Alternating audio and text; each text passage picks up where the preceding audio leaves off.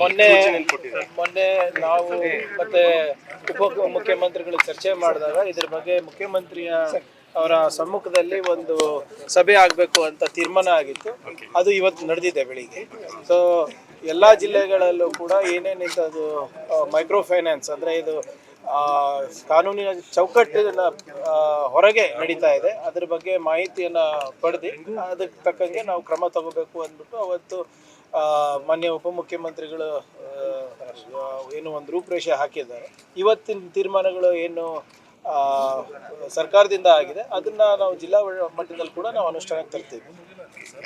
Metre ಬಡ್ಡಿ ಕೂಡ ಹೆಚ್ಚಾಗ್ತಾ ಇದೆ ಎಲ್ಲ ನೋಡಿ, ಇದು ಏನಾಗ್ತಾ ಇದೆ, ಇದು ಜನರ ಒಂದು ಆರ್ಥಿಕ ಪರಿಸ್ಥಿತಿಯನ್ನ ಗುರುತು ಮಾಡಿಬಿಟ್ಟು ಜನರು ಹಿಂಗೆ ಅವರಿಗೆ ಏನು ಟ್ರ್ಯಾಪ್ ಮಾಡ್ತಾ ಇದ್ದಾರೆ.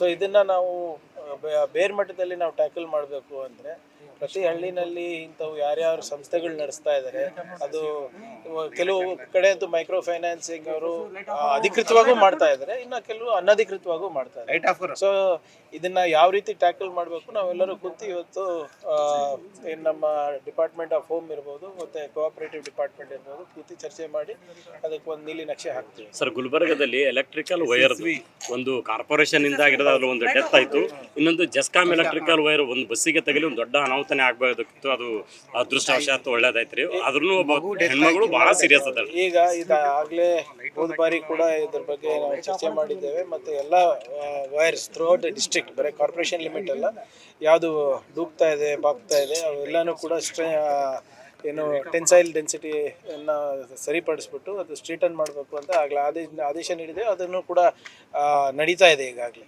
ಮತ್ತು ಪರಿಹಾರದ ಕೂಡ ನಾವಾಗಲೇ ಅವ್ರ ಜೊತೆ ವೈಯಕ್ತಿಕವಾಗಿ ನಮ್ಮ ಲೀಡರ್ ಜೊತೆ ಮಾತಾಡ್ಬಿಟ್ಟು ಅವರಿಗೆ ಏನು ಪರಿಹಾರ ಕೊಡಬೇಕು ಅದು ಕೂಡ ಈಗ ಬಿಲ್ಗಳೆಲ್ಲ ನಾವೇ ಕಟ್ಟಿರೋದು. ಅದನ್ನು ಹೊರತುಪಡಿಸಿ CM ಇಲ್ಲ ಒಂದು 4 ಲಕ್ಷನೂ ನಾವು ಕೊಟ್ಟಿದ್ದೀವಿ ಆಗಲೇ, ಆದರೆ ಇನ್ನೂ ಜಾಸ್ತಿ ಆಗಿದೆ ಅಂತ ಹೇಳಿದ್ವಿ. ಅದೇನೇ ಇದ್ರೂ ಕೂಡ CM ರಿಲೀಫ್ ಫಂಡ್ ಇಂದ ಕೊಡಿಸೋ ಜವಾಬ್ದಾರಿ ನಾವು ತಗೊಂಡಿದ್ದೀವಿ, ಮಾಡ್ತೀವಿ. ಸರ್, ಈಗ ಈ ವಿಚಾರದಾಗ ಹೇಳ್ತೀವಿ 1 ಲಕ್ಷ ರೂಪಾಯಿ ಅವರಿಗೆ ಪೇಡ್ ಆಗಿದೆ ಸರ್.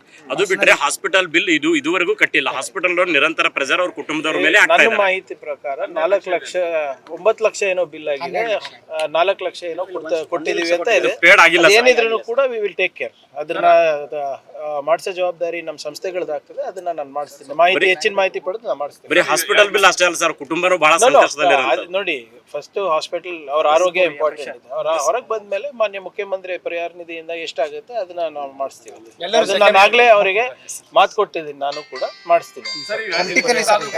ಜನಾರ್ದನ್ ರೆಡ್ಡಿ ಶ್ರೀರಾಮುಲು ವಿಚಾರವಾಗಿ ಶ್ರೀರಾಮುಲು ಅವರು ಕಾಂಗ್ರೆಸ್ ಬರ್ತಿದ್ದಾರೆ, ಸತೀಶ್ ಜಾರಕಿಹೊಳಿ ಅವರು ಯಾಕೆ ಮಾಡಿದಾರೆ ಬರಲಿ ಅಂತ. ನೋಡಿ, ನಾನು ಪದೇ ಹೇಳ್ತಾ ಇದ್ದೀನಿ, ನೀವು ಕೂಡ ಕಾಂಗ್ರೆಸ್ ತತ್ವ ಸಿದ್ಧಾಂತವನ್ನು ಒಪ್ಕೊಂಡು ಬರಂಗಿದ್ರೆ ಸ್ವಾಗತ.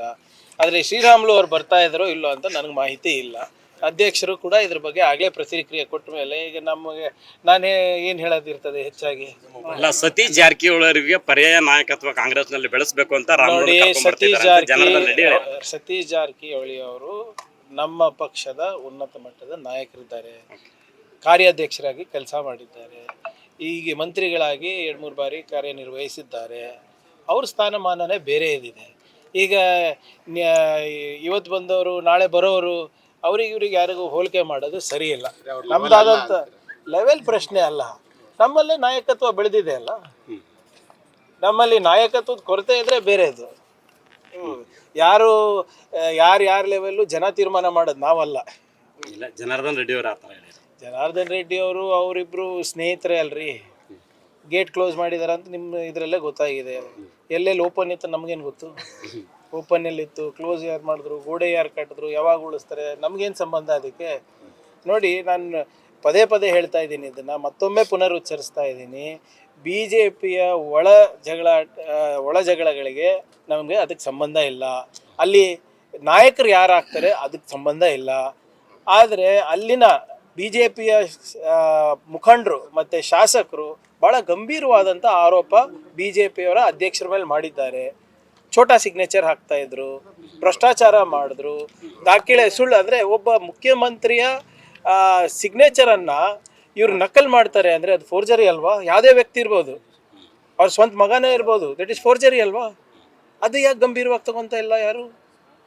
ಫೋರ್ಜರಿ ಮಾಡಿದ್ದಾರೆ, ಭ್ರಷ್ಟಾಚಾರ ಮಾಡಿದ್ದಾರೆ, ಆಮೇಲೆ ಏನು ದುಬೈನಲ್ಲಿ ಮೊರೇಷಿಯಸ್ನಲ್ಲಿ ದುಡ್ಡು ಇಟ್ಟಿದ್ದಾರೆ ಅಂತ ಯಾರು ಹಾದಿ ಬೀದಿನಲ್ಲಿ ಹೋಗೋರು ಹೇಳ್ತಾ ಇಲ್ಲಲ್ಲ. BJP ಅವರ MLAಗಳು ಹೇಳ್ತಾ ಇರೋದು. ಸೊ ಅದರಿಂದ ಅದ್ರ ಮೇಲೆ ಮಾಧ್ಯಮ ಸ್ನೇಹಿತರು ಹೆಚ್ಚು ಗಮನ ಕೊಟ್ಟರೆ ಅವ್ರ ಹತ್ರ ದಾಖಲೆ ಇದೆ ಅಂತೆ, ಅದನ್ನು ಸರ್ಕಾರಕ್ಕೆ ಕೊಟ್ಟರೆ ಅದನ್ನು ತನಿಖೆ ಈ ಮಾಡ್ತೀವಿ. ಮೋಡಾ ಕೇಸಲ್ಲಿ CID ಕ್ಲೀನ್ ಚಿಟ್ ಕೊಟ್ಟರು, CBI ಇದೆ ಅಂತ ಇದ್ದಾರೆ ಸರ್ ಬಿಜೆಪಿ.